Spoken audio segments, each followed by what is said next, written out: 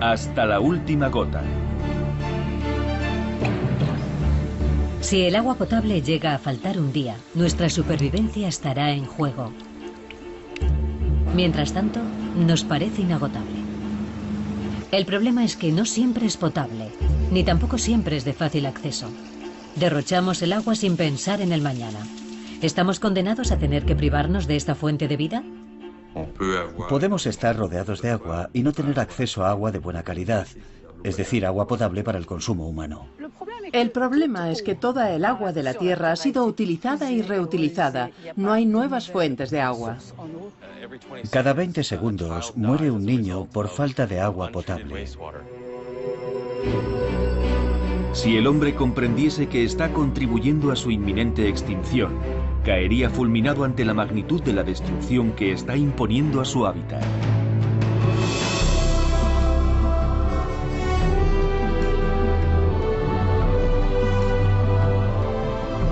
Supervivencia.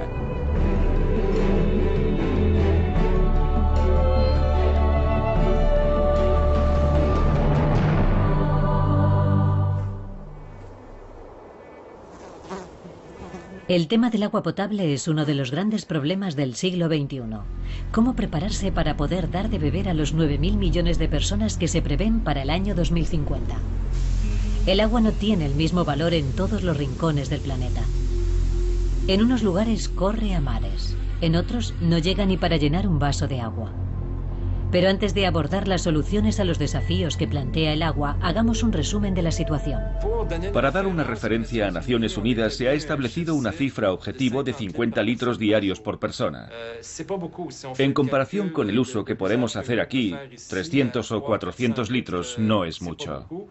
Todo gobierno que no pueda garantizar entre 50 y 100 litros de agua de calidad por persona al día para cada hogar, sencillamente, o es corrupto, o es incompetente, o tal vez esté bajo ocupación militar o algo similar.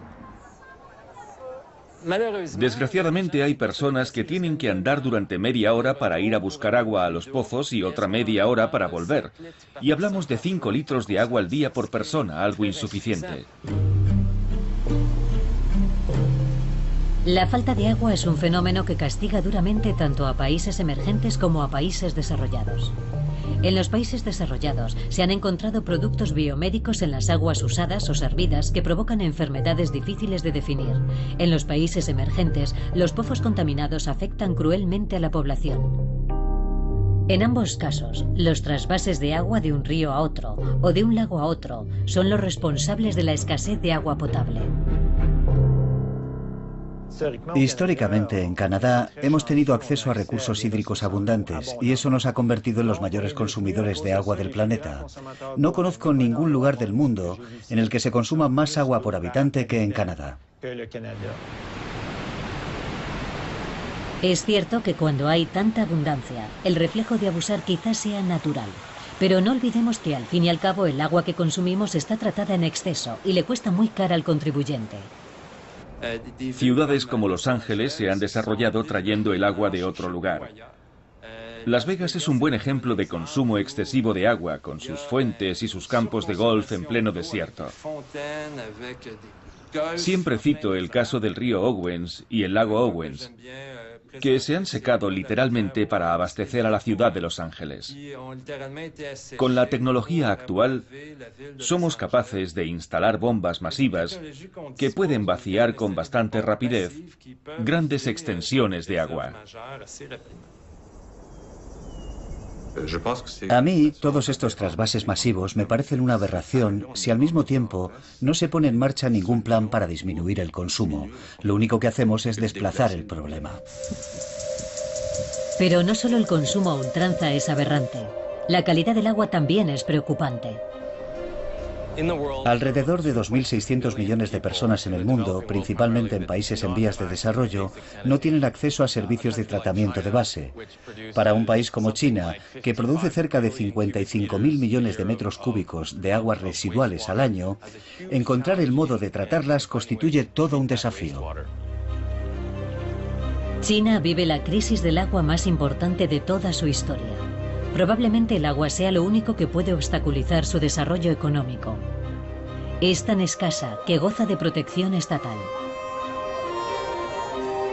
En Bangladesh, el agua también escasea, y cuando hay, a veces los pozos están contaminados con arsénico, presente de forma natural en la capa freática. El problema es que las ONGs que financiaron los pozos no realizaron los análisis pertinentes para detectar arsénico en los pozos existentes.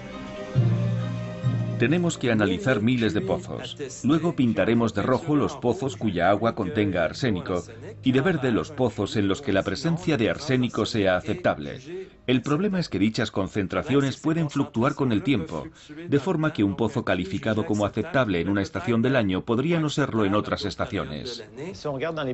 En los países en vías de desarrollo hay un reto mayor, el de la desinfección de las aguas potables. Con la urbanización, con el aumento de población, solemos encontrarnos con que las aguas de superficie, aguas de lagos, de ríos, que rodean a las zonas urbanas, están degradadas. La situación del agua en el mundo parece crítica, pero existen remedios a la altura del problema. Las soluciones deben adaptarse a la realidad de cada zona. Es absurdo pedir a los países que tienen poca agua que la compartan. Asimismo, reclamar a los países desarrollados que reduzcan el consumo no es realista. Los científicos proponen varias soluciones para paliar la falta de agua. Algunas son costosas, otras más económicas. Unas están concebidas a gran escala, mientras que otras se adoptan localmente.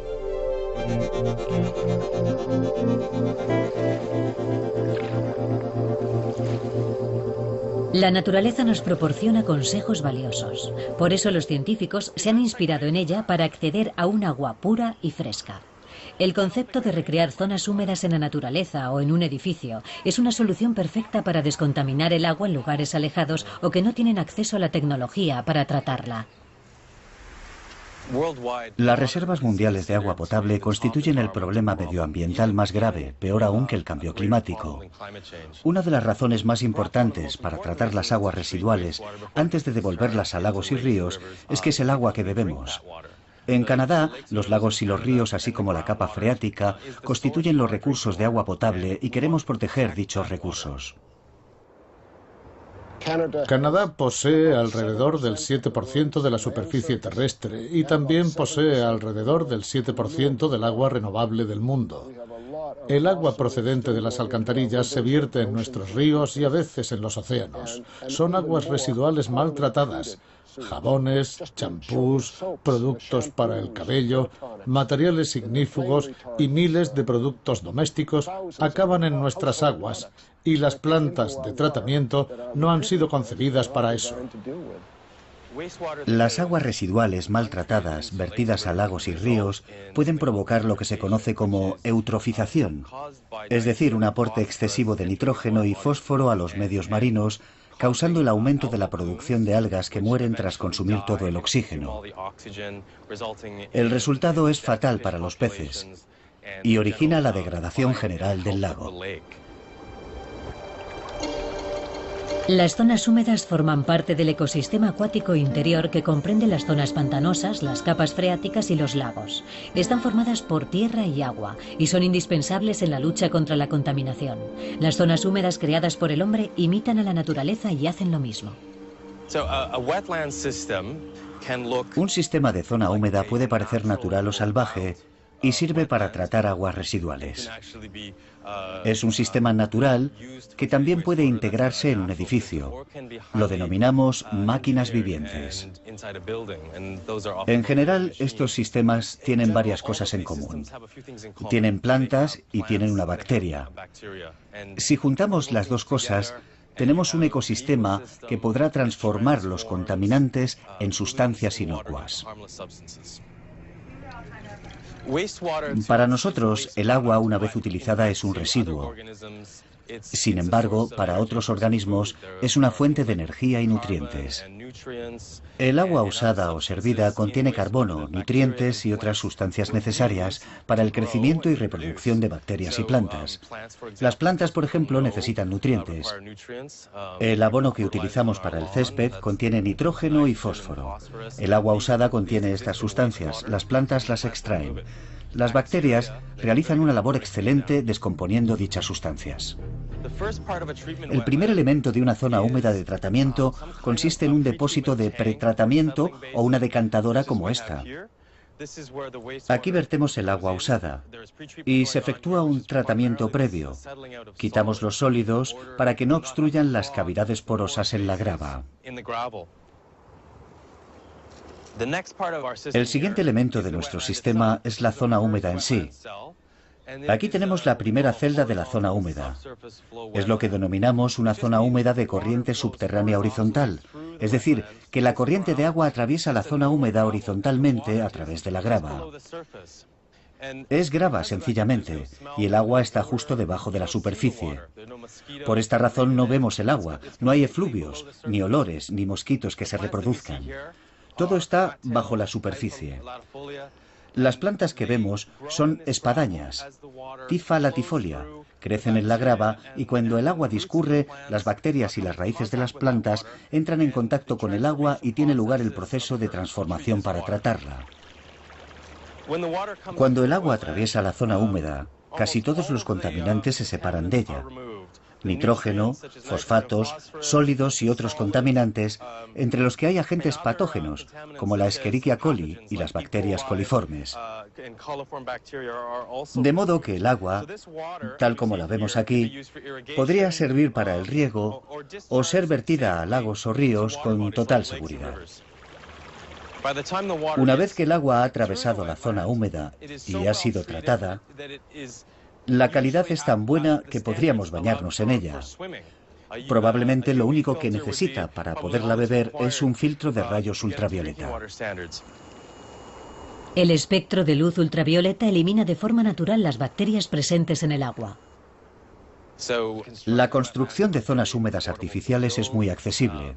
Solo necesitan algo de mantenimiento y no requieren muchos conocimientos para mantenerlas y sacarlas adelante.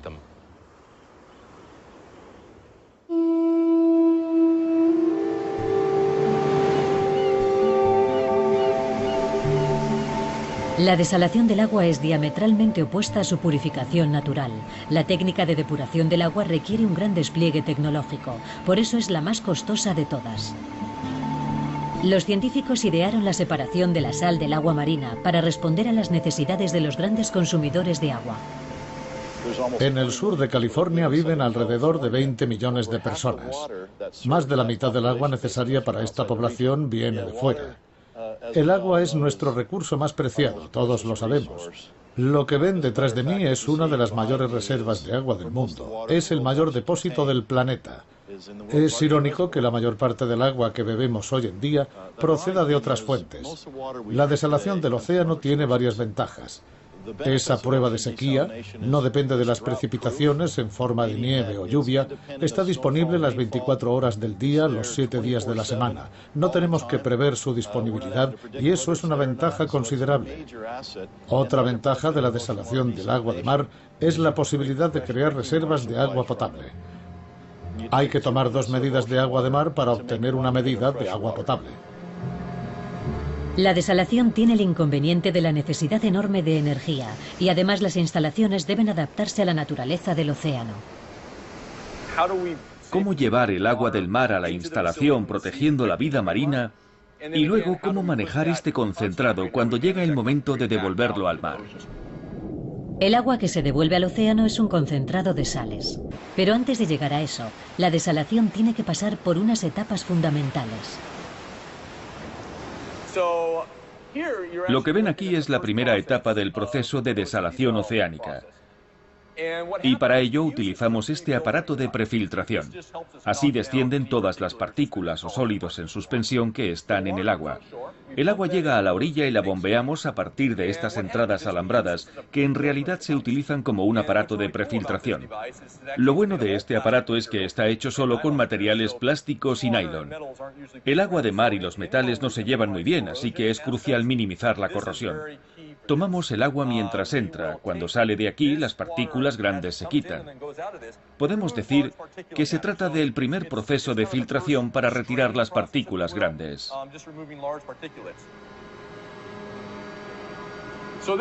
Este es el aparato de ultrafiltración. Se trata de un pretratamiento dentro del proceso de desalación. Hay 6 cartuchos como este en cada módulo, y la función de estas cintas es retirar los sólidos en suspensión. Aquí se realiza el proceso de ósmosis inversa. El agua entra por el extremo de este recipiente, atraviesa todo el recipiente que contiene 7 elementos alineados, cuya función es disminuir el contenido salino del agua a partir de 35.000 partes por millón hasta llegar a algo bebible, de alrededor de 300 a 350 partes por millón.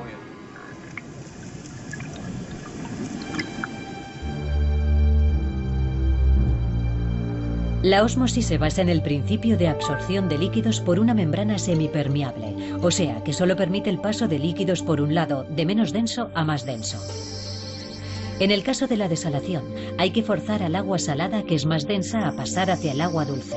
Al forzarla a hacer lo contrario, invertimos la ósmosis. Por esta razón, transformar el agua salada en agua potable de una proporción de 100 partes por millón a 1 parte por millón requiere tanta energía. Veamos ahora el proceso. El agua se introduce a alta presión entre 825 y 800 psi o por encima del sistema de ósmosis inversa y llega a lo que se conoce como disolución total de los sólidos.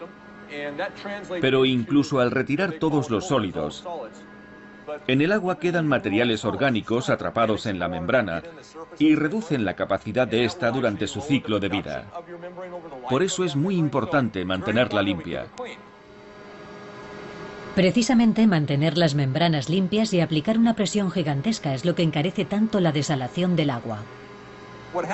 Solemos encontrarnos con materiales orgánicos y otros residuos en la superficie de las membranas, lo que es un problema para la producción. Cuando las membranas se obstruyen, se reduce la cantidad de agua que puede atravesarlas y la cantidad de agua potable producida. Lo que hacemos al final es buscar una forma innovadora de introducir agua en la membrana, evitando que la materia orgánica ensucie la superficie. El agua que obtenemos de este modo ya es potable en esta etapa. En realidad está más limpia que el agua que sale de sus grifos, porque hemos retirado casi todos los sólidos que había disueltos en ella.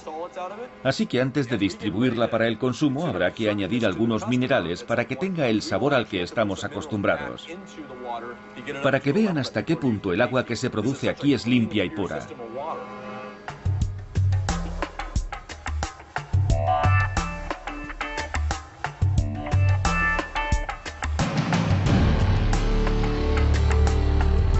Seguimos en California, en donde la situación del agua potable es crítica. Unas científicas quieren quitar el hormigón para liberar la mayor cantidad de agua posible. Afortunada y desafortunadamente, el 75% del entorno urbano está constituido por superficies revestidas, lo que hace que una cantidad grande de agua circule bajo nuestras calles. No llueve mucho, pero aún así podemos recoger una cantidad de agua considerable. Tenemos que conseguir que nuestra superficie urbana sea más verde y que las calzadas que nos rodean sean más porosas. Tenemos que modernizarnos para poder captar el agua a medida que se vaya filtrando, tratándola in situ para poderla reutilizar. Estamos intentando impulsar la captación de aguas pluviales en la región y precisamente en la estación que acaba de terminar hemos tenido muchas más lluvias de lo normal. Como esta zona ha sido revestida de hormigón para evitar las inundaciones y que toda esta agua vaya al océano, estamos intentando quitar el hormigón del entorno para que el agua pueda filtrarse y realimentar las capas freáticas.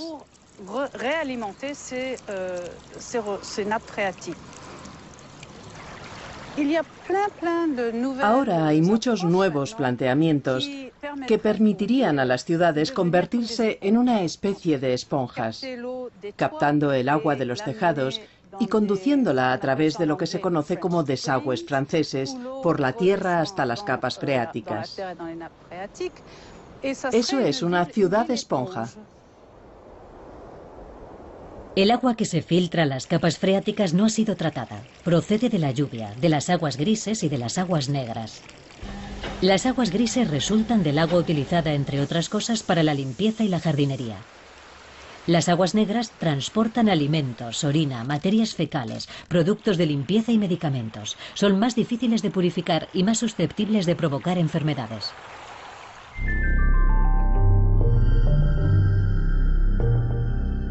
Tanto si son aguas residuales como si son aptas para el consumo, todas tienen que pasar por la etapa de depuración para ser reutilizadas. Las aguas residuales vuelven a continuación a su lugar de origen, a un río o a un lago.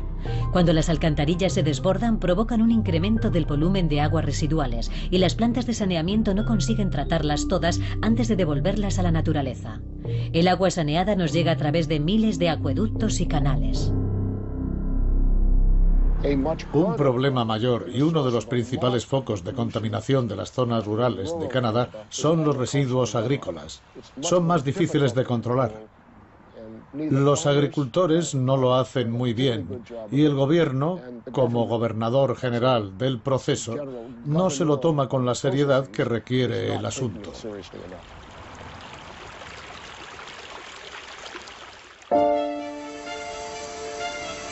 Es imposible hablar de crisis del agua y no hablar de agricultura. Forman un binomio inseparable. La agricultura es la responsable del mayor consumo de agua del planeta. Los californianos tienen que pensar muy bien lo que van a plantar. ¿Realmente es razonable plantar arroz en el Valle Central de California cuando las precipitaciones allí son muy débiles y se necesita un sistema de regadío? La principal problemática de la gestión del agua a nivel mundial es la gestión del uso del sector agrícola, responsable de entre el 70 y el 80% del volumen consumido a escala mundial. Para ilustrar esta realidad, basta con comprender que la fabricación de una hamburguesa requiere 2.400 litros de agua virtual, es decir, el equivalente a unas 25 duchas. El concepto de agua virtual indica la cantidad de agua necesaria para la fabricación de los bienes de consumo. Necesitamos 100 veces más agua para alimentarnos que para calmar la sed.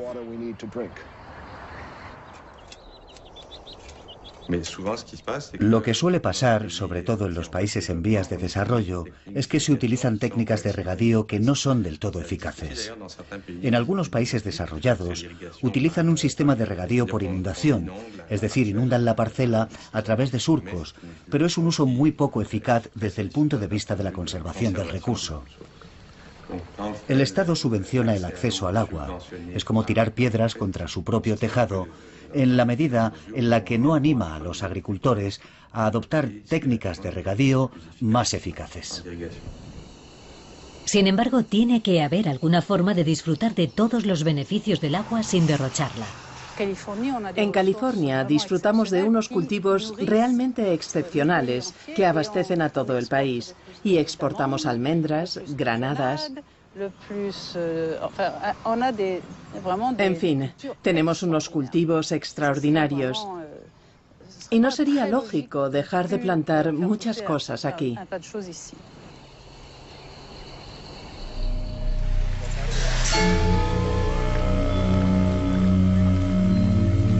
La recolección de agua de la niebla no es en absoluto un invento moderno. Algunas civilizaciones de la antigüedad ya lo hacían hace miles de años. Este método puede utilizarse siempre y cuando se den unas condiciones. Tiene que haber agua, no puede utilizarse en pleno Sahara, por ejemplo. Tiene que haber humedad en el aire. También se necesita una pendiente para que el aire suba y se condense, pero no tanto como para producir lluvia. Al descender, el aire se calienta y la niebla desaparece. Sin embargo, la cima está llena de gotitas que se pueden recolectar y obtener agua potable. Cuando la condensación se produce sobre una superficie con una temperatura inferior al punto de rocío, proporciona agua pura. Hemos desarrollado unos aparatos que interceptan las gotitas y luego caen a una cubeta. En la mayoría de nuestros proyectos, la recolección de la niebla se lleva a cabo muy cerca del lugar en donde se utiliza el agua. Pero tenemos algún caso, como en un pueblo de pescadores de Chile, que está cerca del océano, en el que la niebla se transforma en agua en un acantilado con una diferencia de altitud y tenemos que controlar la presión. Pero para eso está la tecnología, no es insalvable.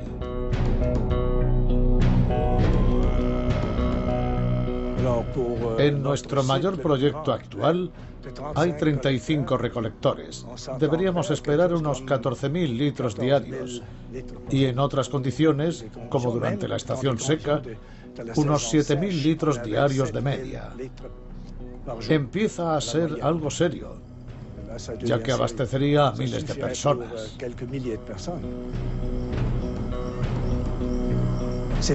No se trata de una solución para grandes ciudades o para países, porque necesita unas condiciones específicas en cuanto a la topografía y a la meteorología.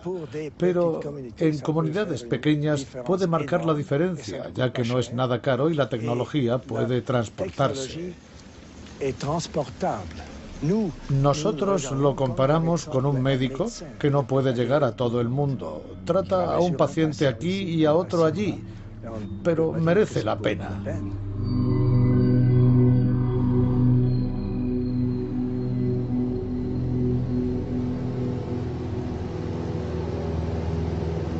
Al hombre también se le ha ocurrido la ingeniosa idea de infiltrar las nubes con hielo seco y provocar nieve para abastecer de agua a algunas zonas. La siembra de nubes es una ciencia que intenta modificar el agua de lluvia, ya sea mediante la nucleación del hielo o bien cambiando el presupuesto energético de las nubes para modificar el proceso de precipitación. Se trata de intentar que la madre naturaleza sea más eficaz. El objetivo general es aumentar las reservas de agua. Podemos aumentar la acumulación de nieve entre un 5 y un 10% al año. Eso supone un aumento de las aguas procedentes del deshielo en las montañas, que puede utilizarse para producir energía, para el regadío, para aumentar las reservas industriales municipales y así hasta lo más bajo de la cadena.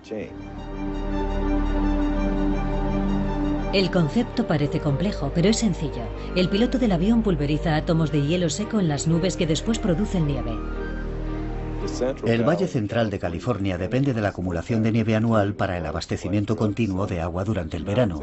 Las montañas sirven de almacén en donde la nieve acumulada se derrite y discurre en verano. Nuestro objetivo es aumentar la acumulación anual de nieve para que se beneficien los usuarios. Utilizamos aviones para sembrar por encima de la capa de agua sobreenfriada con el fin de introducir núcleos de condensación de nubes en la parte delantera del blanco y contra el viento, para que puedan aumentar de tamaño y alcanzar el blanco. El componente activo es yoduro de plata. Lo utilizamos para producir una partícula de 1/10 de micrón que después actuará como núcleo de condensación de la nube. Utilizamos entre 20 y 30 proyectiles de yoduro de plata en un vuelo de siembra de este tipo que suele durar unas 3 horas. Dependiendo de las condiciones se tarda más o menos. Con los años, Richard Stone se ha convertido en un experto en nubes. Las conoce mejor que los meteorólogos. El avión debe estar situado en el agua para ser más efectivo. Si no se coloca el proyectil directamente en la nube, no se pueden crear nuevos cristales de hielo. Hay que saber a qué velocidad sopla el viento, así como la dirección a varios niveles, para enviar los nuevos cristales de hielo hacia la zona deseada. La mayoría de los pilotos evita volar entre las nubes cargadas de tormentas. Richard Stone las busca para sembrar sus cristales de hielo, pero no es un trabajo fácil. El problema son las heladas. El hielo se acumula en las alas y es más difícil controlar el avión. Si se acumula demasiado hielo, tenemos que descender, quitarlo y volver a ascender para continuar con la siembra. ¿Pero merece la pena? ¿Sembrar las nubes para aumentar la producción de nieve es realmente eficaz? La eficacia del procedimiento está demostrada. Algunos de nuestros proyectos tienen ya 60 años de antigüedad y ha quedado demostrado que hemos conseguido un aumento a largo plazo de entre un 5 y un 10% al año. El coste del proyecto es mínimo comparado con sus beneficios.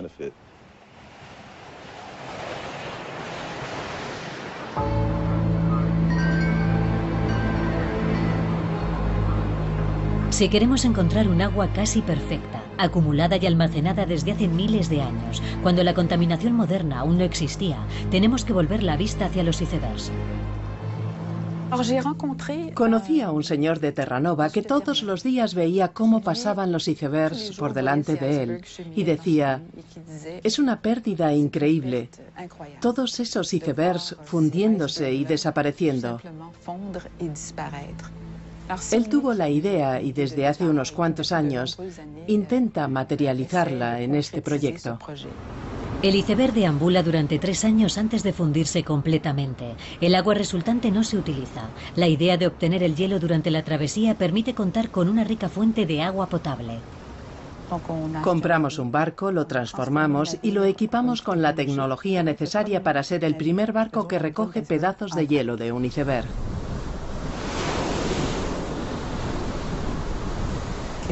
Los icebergs pueden girar. Esa es la parte peligrosa de la operación. Es necesario determinar la proximidad, el tipo y la forma del iceberg al que nos acercamos. Una vez situados cerca del iceberg, utilizamos una pinza mecánica a la que llamamos nuestro brazo, que recoge hielo del iceberg y lo deposita en una cavidad. De ahí pasa a una trituradora y cae a la bodega del barco. Curiosamente, el agua de los icebergs no es salada. Su edad se sitúa entre 10.000 y 100.000 años y nunca ha sido alterada por el hombre. Un iceberg, para que se hagan una idea, es como un bloque de apartamentos de 21 plantas, así que llénenlo de agua e imagínense el volumen que eso representa. La parte que queda al exterior, la parte que se ve, es un octavo, así que bajo el mar están los 7 octavos restantes. Es un volumen de agua considerable. Normalmente nosotros buscamos icebergs en las costas de Labrador o de Terranova al final de su vida. Remontan la corriente, descienden a lo largo de Labrador y van a morir, nosotros decimos morir, y a fundirse a Terranova. Nos gustaría desarrollar una tecnología que nos permitiese fundir los icebergs, sin peligro, por supuesto, y así poder recuperar toda esta agua y transportarla a lugares con una necesidad evidente de agua, como África, India o Asia.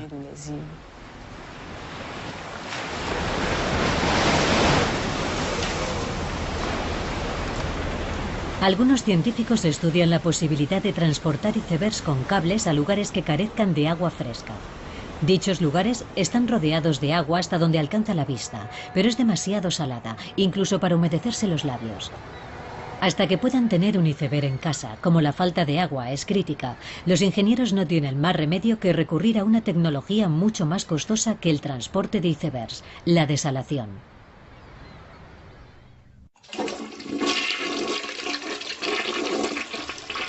La escasez de agua en California deja entrever una crisis mayor que podría extenderse a toda América. En este contexto, los proyectos de reciclaje de aguas residuales se multiplican. Normalmente las aguas residuales son devueltas al medio ambiente después de haber sido purificadas. En el caso de la técnica de reciclaje de aguas, las aguas residuales son tratadas para convertirse en una fuente de agua potable directa. La técnica, que algunos denominan con el ingrato nombre de delaseo al grifo, está llamada a convertirse en la norma en las zonas que sufran crisis similares. El agua es totalmente segura. Basta con decirles que hacemos visitas guiadas y al final de la visita ofrecemos a la gente la posibilidad de probar el agua. Todos la prueban y dicen, Mike, sabe a agua. A lo que yo respondo, claro que sabe a agua, porque es agua. Y a continuación todos me hacen siempre la misma pregunta. ¿Y por qué la devuelven a la capa freática? Si es tan pura y podemos beberla, ¿por qué no la introducen directamente en el sistema de distribución de agua? Porque a día de hoy la normativa no lo permite. Aunque la técnica de reciclaje de aguas residuales sea totalmente segura, la barrera psicológica sigue siendo prácticamente infranqueable. En Singapur utilizan el agua residual reciclada, la denominan New Water, agua nueva. Ya de partida cambian la denominación. En realidad, lo que están haciendo es educar a la población sobre esta agua. Le dan una segunda vida. La denominación aguas residuales desaparece del vocabulario.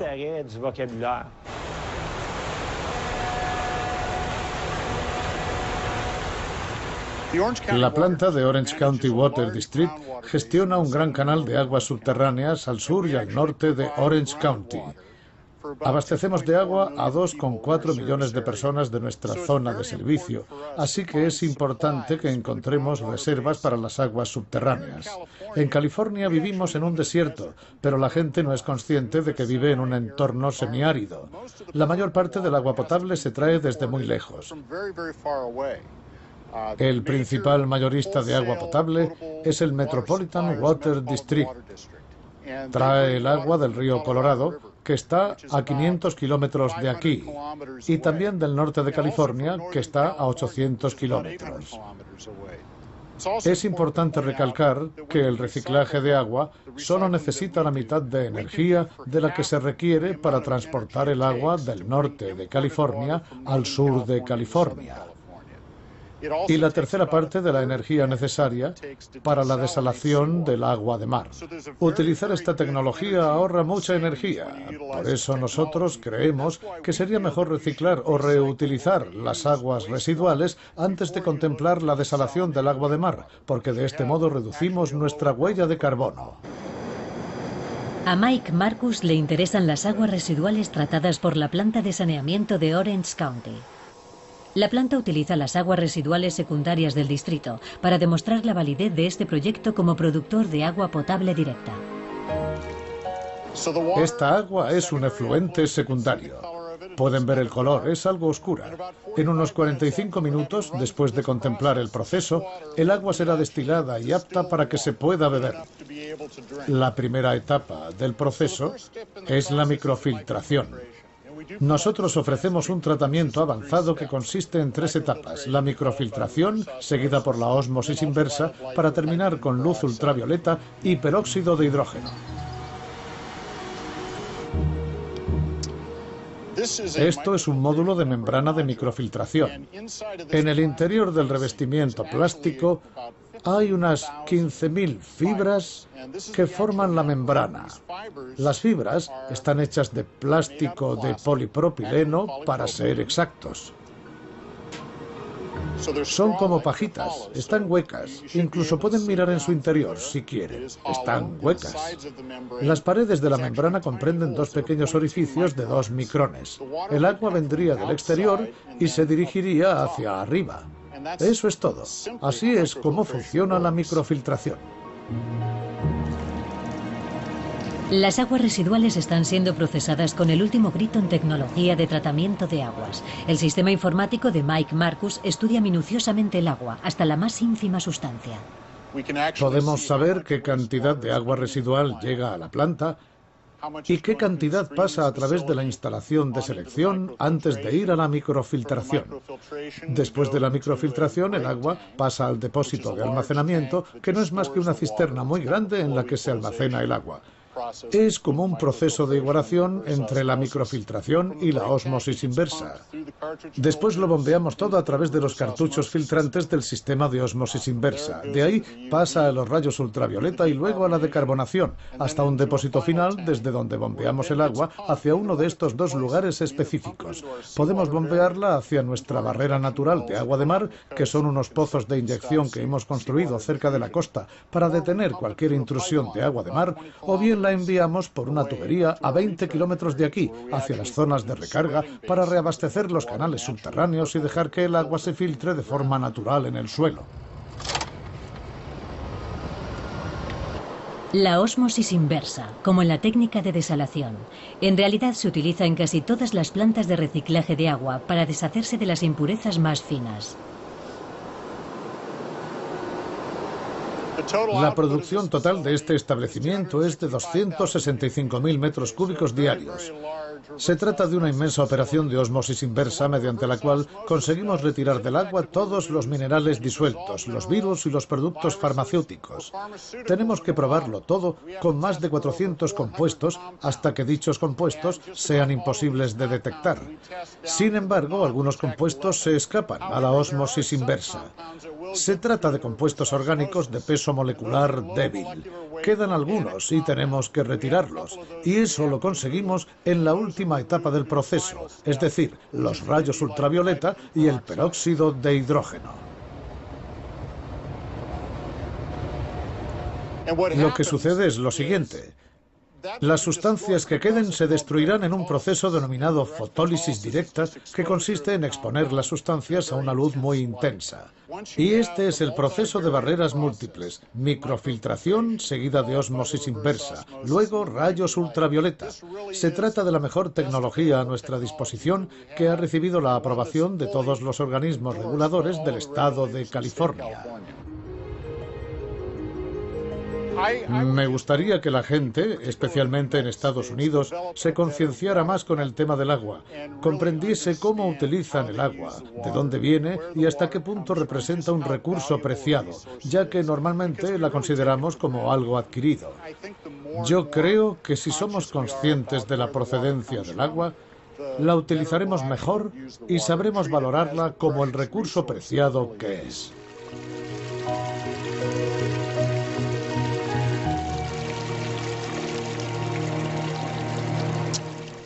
¡Qué bien sabe! Y francamente, hace apenas 45 minutos no era más que agua sucia. Todo el proceso solo tarda 45 minutos. Utilizamos aguas residuales que habrían ido a parar al océano. Ahora es casi tan pura como el agua destilada y es buena para beber. Cuando Marcus bebe un vaso de agua, le vienen a la memoria cientos de traspasos realizados entre el río y la planta de saneamiento. Nosotros olvidamos que el agua que bebemos ha sido utilizada en más de una ocasión a lo largo de toda su existencia. Antes de tener que reciclar las aguas residuales de todo el planeta, deberíamos pensar en cambiar nuestra cultura del agua. En Bélgica, por ejemplo, 1 de cada 5 ayuntamientos obliga a sus ciudadanos a instalar una cisterna bajo el tejado para recoger el agua de la lluvia. Otros apelan a la creación de una tarifa de agua para frenar los excesos de los consumidores insaciables. ¿Qué hábitos cotidianos debemos cambiar para no tener que recurrir a técnicas de purificación más extremas? Intentar no dejar el grifo abierto durante mucho tiempo. Sustituir los inodoros por otros más prácticos con cisternas de doble descarga. Controlar la cantidad de agua que utiliza el lavavajillas o la lavadora. No regar el jardín o el césped en pleno día. Existe un abanico de pequeños detalles muy sencillos que todos podemos poner en práctica para intentar limitar el consumo de agua. Los individuos pueden tomar medidas en su vida privada para conservar y gestionar mejor el agua. Se puede tener un barril en el jardín para captar el agua de los canalones del tejado. No hay que pensar en el volumen total que se utiliza, sino en la cantidad por persona. Se puede mantener una buena calidad de vida utilizando menos agua. Reducir el consumo de agua permitirá mantener la calidad lo más óptima posible. A veces, y pese a todas las precauciones tomadas para la detección de moléculas perjudiciales para la salud, el agua puede seguir conteniendo impurezas. Siempre existe el riesgo de que el tratamiento sea insuficiente y dejemos en el agua lo que podríamos calificar como restos de productos difícilmente mensurables, que no sabemos que están presentes. En algunos casos, dichos productos pueden ser bioacumulables y pueden causar problemas. Incluso en pequeñas cantidades pueden provocar enfermedades, cánceres y problemas de salud. No vamos a dejar de tomar medicamentos. Se trata de unas sustancias de difícil tratamiento con las tecnologías que disponemos actualmente. Así que realmente no tenemos la solución para frenar este problema. Lo único que se puede hacer es sensibilizar a la población de que cuantos más medicamentos consuma, más restos habrá en el agua y acabará consumiendo sin saberlo cócteles de medicamentos y hormonas. En el caso de los animales, Lo que más se observa son hormonas de crecimiento y antibióticos, y la mayoría van a parar a las plantas de distribución de agua. En cuanto al acceso al agua, las redes de distribución de las megalópolis del mundo tienen que enfrentarse a grandes retos. Hay megalópolis distribuidas por todo el mundo, ciudades de 20 millones de personas apiñadas unas contra otras, y a veces resulta difícil encontrar localmente los recursos hídricos necesarios para abastecer a 20 millones de personas. Y además nos encontramos con el problema del tratamiento de las aguas residuales que generan 20 millones de personas, ya que si no se tratan constituyen un foco de contaminación. Actualmente en la Ciudad de México necesitan buscar agua a 250 kilómetros.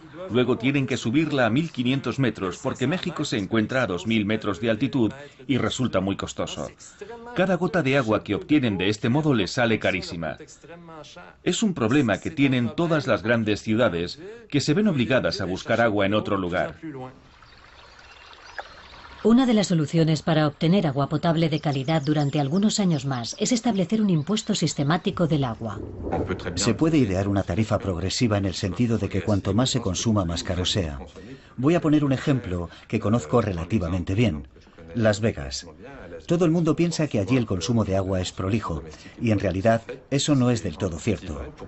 Para contrarrestarlo, el ayuntamiento ha introducido una tarifa que hace que a partir de un volumen determinado por hogar, se encarezca mucho el precio, pudiendo llegar a facturas de agua de $400 mensuales. $400 al mes solo por el agua hace que la gente se lo piense un poco, incluso en los hogares relativamente ricos. La gestión del agua está rodeada de retos muy complejos. Varían según el lugar del mundo en el que nos encontremos y los cultivos que haya en ese lugar. La visión a largo plazo del problema del agua incorpora la alta tecnología a la tecnología denominada natural. El futuro del agua está en el mejor de esos dos mundos. Sabemos que existe una estrecha relación entre el agua y la energía. Utilizamos agua para obtener energía y se necesita energía para obtener agua. En todas partes se realiza un esfuerzo enorme por optimizar el binomio agua-energía. La ingeniería es capaz de solventar muchos problemas, pero sigue estando el problema del coste de las nuevas tecnologías desarrolladas los últimos años, como son el reciclado y la desalación, que por otra parte son técnicas muy parecidas. Ante todo, hay que gestionar los recursos hídricos de forma local. Y sigue quedando un gran reto. ¿Cómo abastecer de agua potable de alta calidad a comunidades pequeñas de 500, 1.000 o 2.000 personas que no tienen acceso a técnicos cualificados para instalar sistemas complejos, que no tienen el presupuesto que puedan tener ciudades como Vancouver, Montreal o Toronto, que están en zonas alejadas sin acceso a productos químicos que normalmente se adquieren con facilidad? Existen muchas técnicas que no son muy sofisticadas para captar mejor el agua y utilizarla. Sin embargo, hemos llegado a un momento muy interesante en el que convive la visión modernista basada en las tecnologías duras y la ingeniería con las tecnologías blandas.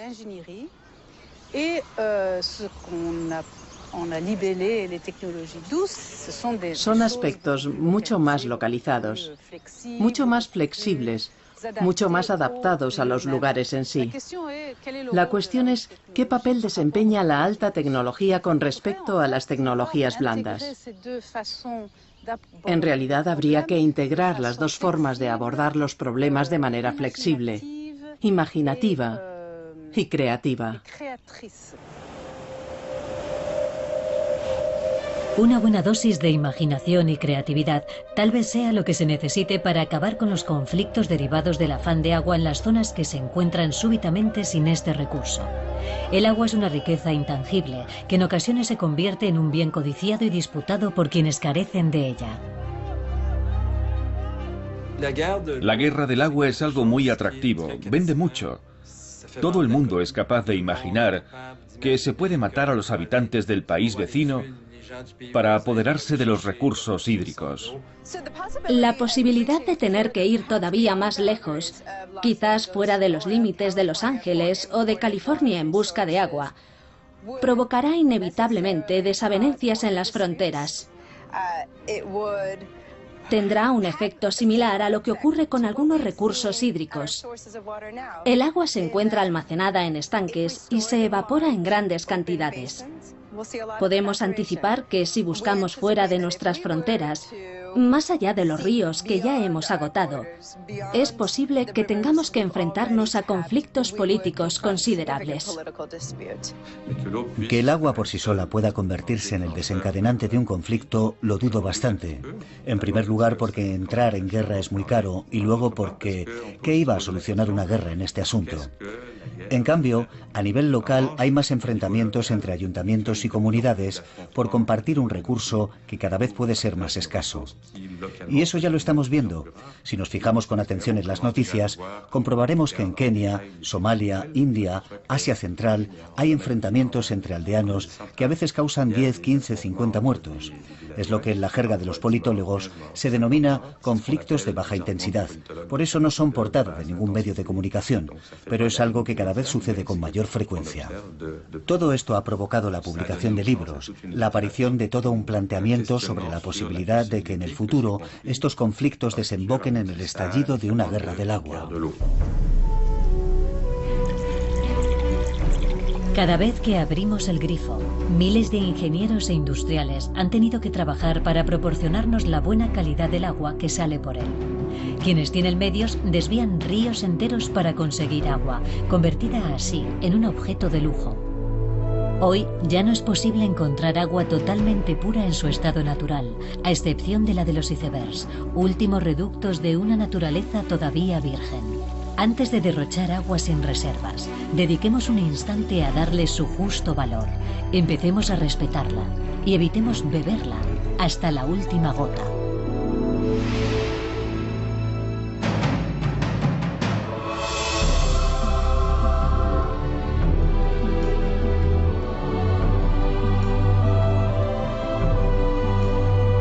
No conozco ningún lugar del mundo en el que se consuma más agua por habitante que en Canadá. Es cierto que cuando hay tanta abundancia, el reflejo de abusar quizás sea natural. Pero no olvidemos que al fin y al cabo el agua que consumimos está tratada en exceso y le cuesta muy cara al contribuyente.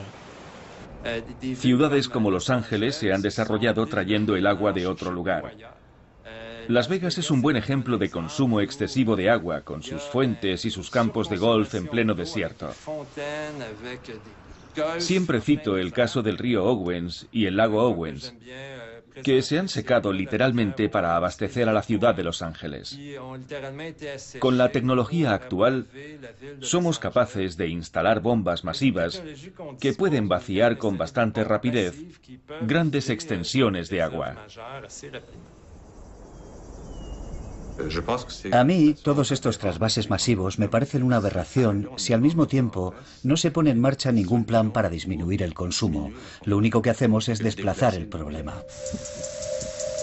Pero no solo el consumo a ultranza es aberrante.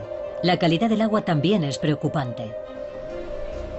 Alrededor de 2.600 millones de personas en el mundo, principalmente en países en vías de desarrollo, no tienen acceso a servicios de tratamiento de base. Para un país como China, que produce cerca de 55.000 millones de metros cúbicos de aguas residuales al año, encontrar el modo de tratarlas constituye todo un desafío. China vive la crisis del agua más importante de toda su historia. Probablemente el agua sea lo único que puede obstaculizar su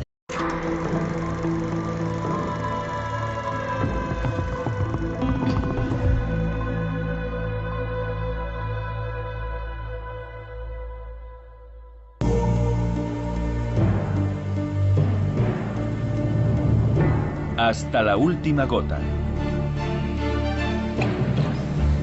Si el agua potable llega a faltar un día, nuestra supervivencia estará en juego.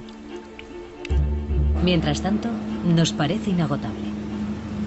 El problema es que no siempre es potable, ni tampoco siempre es de fácil acceso. Derrochamos el agua sin pensar en el mañana. ¿Estamos condenados a tener que privarnos de esta fuente de vida? Podemos estar rodeados de agua y no tener acceso a agua de buena calidad, es decir, agua potable para el consumo humano. El problema es que toda el agua de la Tierra ha sido utilizada y reutilizada. No hay nuevas fuentes de agua. Cada 20 segundos muere un niño por falta de agua potable. Si el hombre comprendiese que está contribuyendo a su inminente extinción, caería fulminado ante la magnitud de la destrucción que está imponiendo a su hábitat.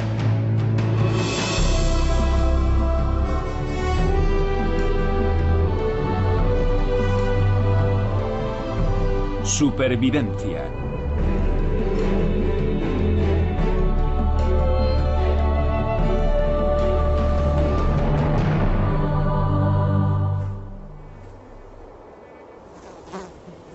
El tema del agua potable es uno de los grandes problemas del siglo XXI.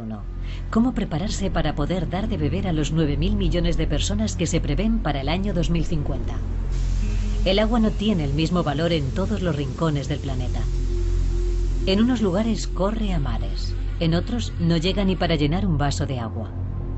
Pero antes de abordar las soluciones a los desafíos que plantea el agua, hagamos un resumen de la situación. Para dar una referencia a Naciones Unidas, se ha establecido una cifra objetivo de 50 litros diarios por persona. En comparación con el uso que podemos hacer aquí, 300 o 400 litros no es mucho. Todo gobierno que no pueda garantizar entre 50 y 100 litros de agua de calidad por persona al día para cada hogar, sencillamente, o es corrupto, o es incompetente, o tal vez esté bajo ocupación militar o algo similar. Desgraciadamente hay personas que tienen que andar durante media hora para ir a buscar agua a los pozos y otra media hora para volver. Y hablamos de 5 litros de agua al día por persona, algo insuficiente. La falta de agua es un fenómeno que castiga duramente tanto a países emergentes como a países desarrollados. En los países desarrollados se han encontrado productos biomédicos en las aguas usadas o servidas que provocan enfermedades difíciles de definir. En los países emergentes, los pozos contaminados afectan cruelmente a la población. En ambos casos, los trasvases de agua de un río a otro o de un lago a otro son los responsables de la escasez de agua potable. Históricamente, en Canadá, hemos tenido acceso a recursos hídricos abundantes y eso nos ha convertido en los mayores consumidores de agua del planeta. Desarrollo económico. Es tan escasa que goza de protección estatal. En Bangladesh, el agua también escasea, y cuando hay, a veces los pozos están contaminados con arsénico, presente de forma natural en la capa freática. El problema es que las ONGs que financiaron los pozos no realizaron los análisis pertinentes para detectar arsénico en los pozos existentes. Tenemos que analizar miles de pozos. Luego pintaremos de rojo los pozos cuya agua contenga arsénico y de verde los pozos en los que la presencia de arsénico sea aceptable. El problema es que dichas concentraciones pueden fluctuar con el tiempo, de forma que un pozo calificado como aceptable en una estación del año podría no serlo en otras estaciones. En los países en vías de desarrollo hay un reto mayor, el de la desinfección de las aguas potables. Con la urbanización, con el aumento de población, solemos encontrarnos con que las aguas de superficie, aguas de lagos, de ríos, que rodean a las zonas urbanas, están degradadas. La situación del agua en el mundo parece crítica, pero existen remedios a la altura del problema. Las soluciones deben adaptarse a la realidad de cada zona. Es absurdo pedir a los países que tienen poca agua que la compartan. Asimismo, reclamar a los países desarrollados que reduzcan el consumo no es realista. Los científicos proponen varias soluciones para paliar la falta de agua. Algunas son costosas, otras más económicas. Unas están concebidas a gran escala, mientras que otras se adoptan localmente.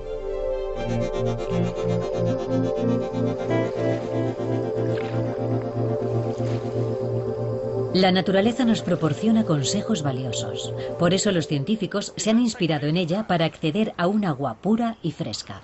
El concepto de recrear zonas húmedas en la naturaleza o en un edificio es una solución perfecta para descontaminar el agua en lugares alejados o que no tienen acceso a la tecnología para tratarla. Las reservas mundiales de agua potable constituyen el problema medioambiental más grave, peor aún que el cambio climático. Una de las razones más importantes para tratar las aguas residuales antes de devolverlas a lagos y ríos es que es el agua que bebemos. En Canadá, los lagos y los ríos, así como la capa freática, constituyen los recursos de agua potable y queremos proteger dichos recursos. Canadá posee alrededor del 7% de la superficie terrestre y también posee alrededor del 7% del agua renovable del mundo. El agua procedente de las alcantarillas se vierte en nuestros ríos y a veces en los océanos. Son aguas residuales maltratadas. Jabones, champús, productos para el cabello, materiales ignífugos y miles de productos domésticos acaban en nuestras aguas y las plantas de tratamiento no han sido concebidas para eso. Las aguas residuales maltratadas, vertidas a lagos y ríos, pueden provocar lo que se conoce como eutrofización, es decir, un aporte excesivo de nitrógeno y fósforo a los medios marinos, causando el aumento de la producción de algas que mueren tras consumir todo el oxígeno.